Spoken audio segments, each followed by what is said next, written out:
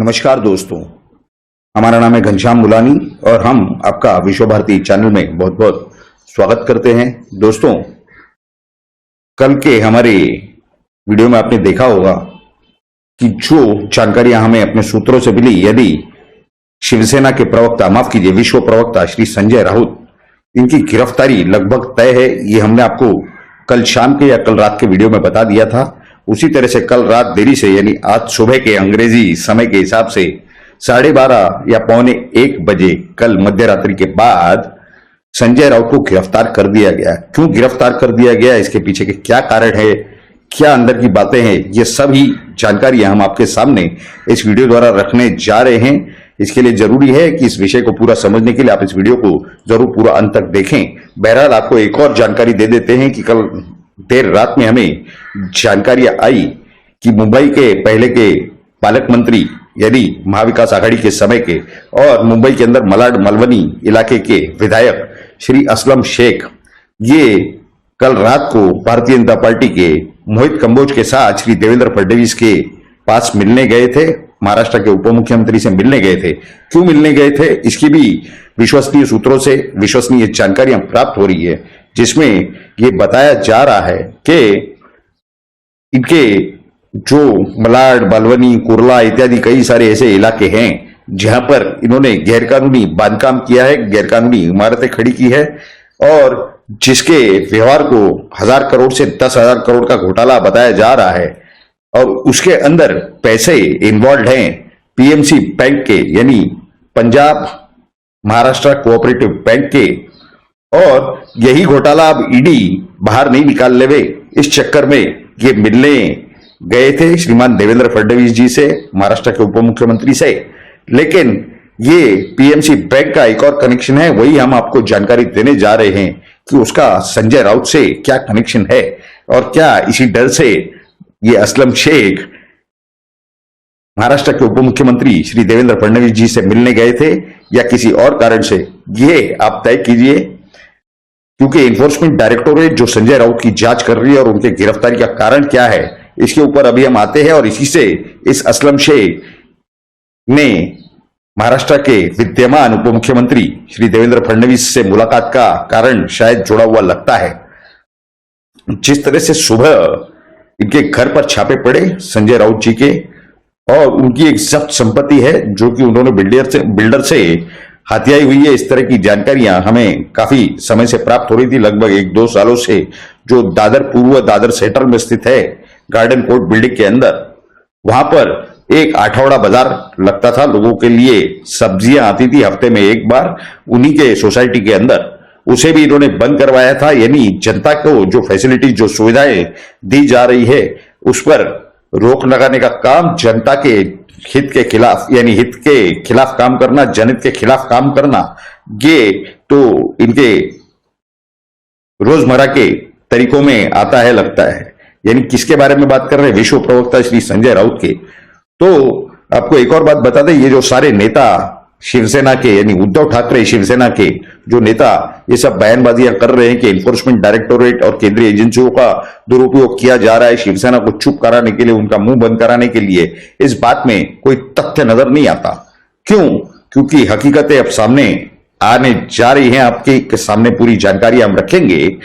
और ये बताते समय हमें याद आ रहा है कि महाराष्ट्र के अंदर जब ये केबल वगैरह भारत में नहीं थे, तो उस समय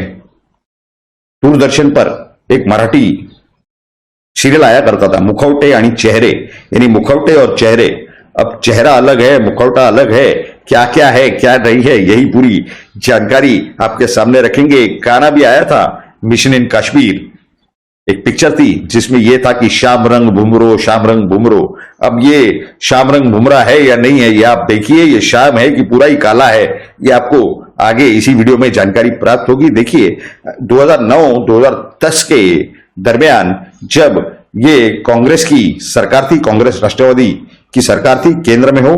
चाहे, यानी यूपीए की केंद्र में, और राष्ट्रवादी कांग्रेस और कांग्रेस की महाराष्ट्र राज्य में,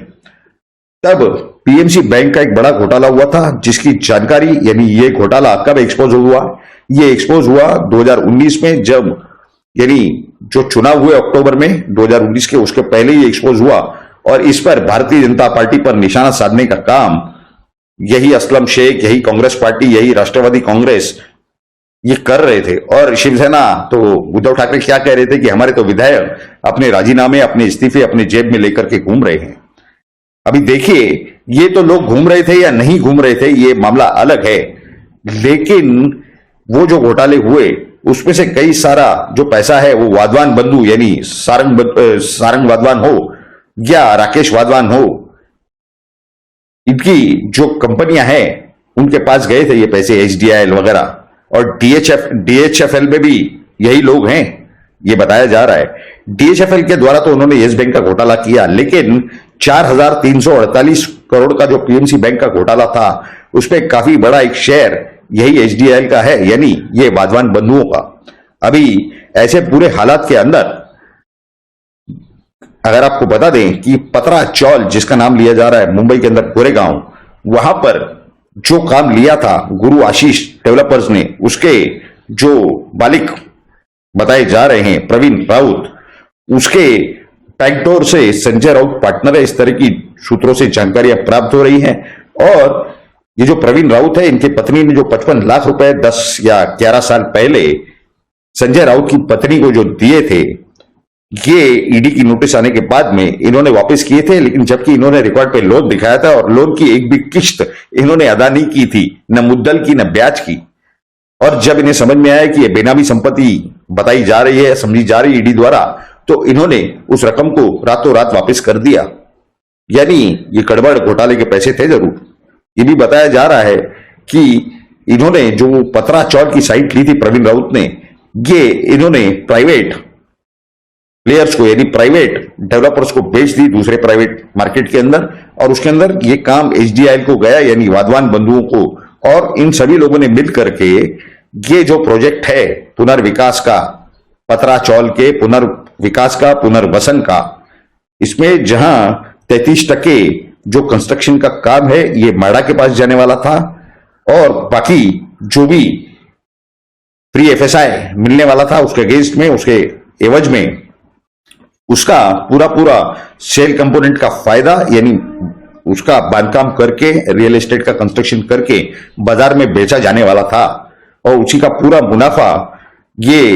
जो एचडीआईएल कंपनी के मालिक है वाधवान बंधु यानी सारंग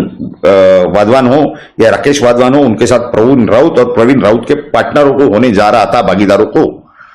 तो ये काफी सारे प्रोजेक्ट उन्होंने पीएमसी बैंक के सामने दिखाए और उनके उसके एवज में उन्होंने लोन दिया मॉर्गेज करके, यानी गिरवी रख करके जमीनें या आने वाले जो राइट्स है सेल कंपोनेंट के इत्यादि। और ये भांडा अब फूट चुका है। एनफोर्समेंट डायरेक्टोरेट को वो तो व्यवहार के पूरे जो ये सब चीजें हैं ये मिली है, लेकिन वहां से वो जो हजारों करोड़ों के अंदर से कुछ 100 करोड़ या उससे ज्यादा ये प्रवीण राउत के खाते में आते हुए दिखाई दिए हैं। उन्हें प्राप्त हुए इस तरह का पुख्ता सबूत ये ईडी को मिल चुका है। और क्योंकि ये बैकडोर से पार्टनर बताए जा रहे हैं, तो इनके पास भी जरूर पैसा आया होगा। इनकी कई सारी संपत्ति है जिसका सोर्स यानी इन्होंने जो भी प्रॉपर्टी खरीदी है, वो चाहे अलीबाग में हो, कहीं गांव में हो, उसका सोर्स ये दिखा नहीं पा रहे हैं, यानी ये वही पैसे पीएमसी बैंक के उसमें उपयोग में लाए गए हैं। इस तरह की शक, इस तरह का शक, इस तरह का डाउट ईडी को था, और वो जानकारियां देने में ये सहकार्य नहीं कर रहे हैं, जिससे उनका डाउट ये कंफर्म होता हुआ दिखाई दे रहा है। ये सच्चाई है, यही हकीकत है, ऐसी मान्यता में एनफोर्समेंट डायरेक्टोरेट का जो शक है वो बदलता हुआ स्पष्ट रूप से दिखाई दे रहा है। तो ऐसे पूरे हालात के अंदर इनकी जांच तो चल रही है, साथ ही साथ अलीबाग और कई जगह पर जो इनके फार्म हाउस और वगैरह वगैरह, चाहे अनिल परब हो, चाहे संजय राउत हो, चाहे उद्धव ठाकरे जी हो, या उनके वो श्रीधर पाटनकर साले साहब के सबके जो व्यवहार थे ये कहीं ना कहीं अन्वय नाइक के साथ जुड़े हुए थे। और इनसे पैसे नहीं मिलने की वजह से क्या इन्होंने सुसाइड कर लिया, इनसे पैसे निकालने की क्षमता उनके अंदर थी नहीं, यानी इतने सारे करोड़ यानी 100, 200 करोड़ या 500 करोड़ का जब नुकसान होता है, पैसे वसूल नहीं कर पाते हैं, ऐसे हालत में इंसान टेंशन में आकर के सुसाइड यानी आत्महत्या कर सकता है, जिसका कि आरोप अर्नब गोस्वामी पर लगाया गया था इसी महाविकास आघाड़ी की सरकार द्वारा, जिसके मुख्यमंत्री खुद श्रीमान उद्धव ठाकरे थे। और संजय राउत किस तरह से बड़बड़ा रहे थे इसी अर्नब गोस्वामी के खिलाफ। तो ऐसे पूरे परिस्थिति के अंदर ये सभी का कनेक्शन पीएमसी बैंक और एचडीआईएल कंपनी से स्पष्ट रूप से दिखाई दे रहा है। ये जो हंगामा मचाया जा रहा है, बवाल मचाया जा रहा है कि ये तो सिर्फ राजनीतिक दबाव लाने के लिए कार्रवाई की जा रही है, तो ये सबूत दे दे, इनका जो सोर्स है उन पैसों का, ये क्यों नहीं बता देते, ये क्यों नहीं दिखा देते। अगर ये घोटाले के पैसे नहीं है, ये भ्रष्टाचार के पैसे नहीं है, ये वसूली के पैसे नहीं है, तो इन्हें ऐसी कौन सी बात है जो रोक रही है। और क्या इन पैसों का उपयोग संजय राउत से पार्टी के अंदर जो वरिष्ठ नेता हैं शिवसेना के अंदर, चाहे उद्धव ठाकरे हो, चाहे आदित्य ठाकरे हो, या अनिल परब हो, या फिर उद्धव ठाकरे के कोई और घर के लोग, क्या उन्होंने भी इन पैसों का उपयोग किया है, या फिर ये पैसे कहां तक पहुंचे हैं, इसकी भी जानकारी लेने का प्रयास यानी जांच एनफोर्समेंट डायरेक्टोरेट करने में लगी हुई है, ऐसा स्पष्ट रूप से दिखाई दे रहा है। बहरहाल संजय राउत की गिरफ्तारी से छुटकारा होना यानी जमानत मिलना कोई आसान काम नहीं है, ये बहुत जल्दी ये मुमकिन नहीं है। अगर आप देखेंगे कि लगभग 9 महीने हो चुके हैं कि अनिल देशमुख जेल में सड़ रहे हैं, यानी गिरफ्तार होने के बाद में एनफोर्समेंट डायरेक्टोरेट की कस्टडी हो, सीबीआई की कस्टडी हो, या इनकम टैक्स की कस्टडी हो, कुछ इसी तरह का हाल नवाब मलिक का भी होता हुआ स्पष्ट रूप से दिखाई दे रहा है। अब आने वाले समय में ये संजय राउत को कितने साल अंदर रखा जाएगा, ये तो आने वाला समय ही बताएगा, यानी ऊंट किस मोड़ बैठता है, जांच कहां तक कामयाब होती है और कहां पर, जहां पर ये कोऑपरेशन बंद कर देंगे वहां पर इनके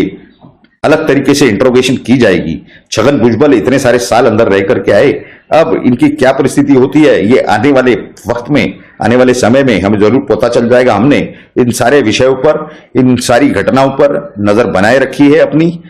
आपके सामने सही सही जानकारियां हम इसी तरह से लाते रहेंगे।